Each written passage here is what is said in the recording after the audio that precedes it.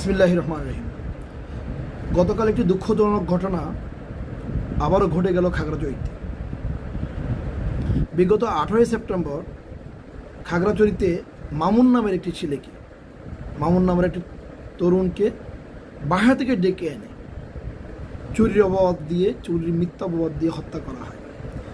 এবং দুর্ভাগ্যজনকভাবে ওর হত্যাকাণ্ডে স্পষ্ট ভিডিও ফুটেজ থাকলেও দেখা যাচ্ছে তার হত্যাকাণ্ডে আসামি করা হয় 3 জন বাঙালিকে। তার মধ্যে একজন বাঙালি হচ্ছে সে ইউপিডিএফ গণতান্ত্রিকের সে কালেক্টর শাকিল নামের একটা ছেলে। সে মামুনকে রাতের বেলা ঘর থেকে ডেকে নিয়ে যায়।